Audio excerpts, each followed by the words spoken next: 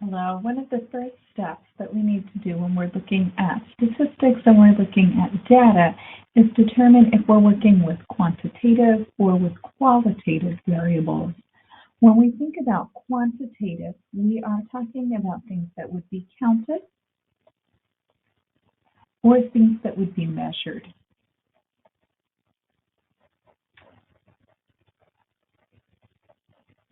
When we are talking about qualitative variables, we are talking about categories. So I strongly encourage you to pause the video at this point and to try letters A through J on your own and think through them and jot down whether you think they are quantitative or qualitative variables. After you've gone through them, then restart the video and I'll go over the answers with you and you can see if you were right. So taking a look at answers, the first one, letter A, uses the numbers 1, 2, 3, and 4 to designate freshman, sophomore, junior, or senior.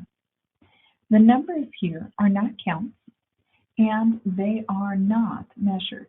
The numbers here represent different categories, so that makes this qualitative data that has categories.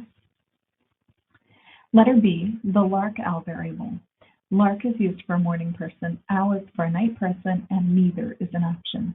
These are distinctively categories, so this is qualitative data. Letter C, num early class. This variable represents the number of classes taken before 9 a.m. Well, we would count how many classes you have before 9 a.m. And so because it is a count, this is quantitative data. Letter D, the variable is early class. 0 is to designate that you're not taking any early classes. 1 is that you are taking at least one. So even though we're using numbers here, the numbers represent two categories. And because there are categories, this is qualitative data. Letter E, looking at GPA. Grade point average is based on the letter grades that you earn. It is then calculated as an average over all the classes that you've taken. So this is definitely a calculation. The numbers are the meaning. There would be decimals allowed. And so this is quantitative data. Letter F, classes missed. When we look at the definition of this variable, it's the number of classes missed, and we would count them up. And so this is, again, quantitative data. Letter G, poor sleep quality is our variable. It is a measure of sleep quality. So this first word here, measure, is really the indicator of what type of data that we'll be getting. Because it is measured, it is quantitative data.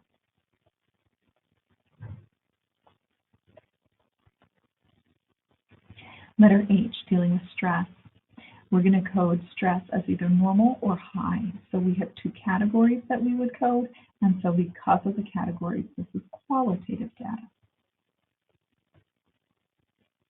Letter I, alcohol use. This is self-reported, and students could pick that they abstain, are a light user, moderate user, or heavy user of alcohol.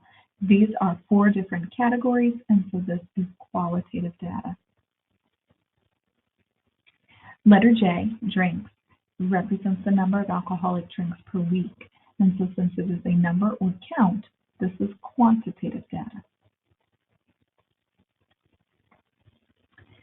Determining if our data is qualitative or quantitative is oftentimes the first step. We'll find that we have different apps for qualitative versus quantitative data. And so knowing what type of data we have will direct us which app to use to either create a graph or to get some summary statistics.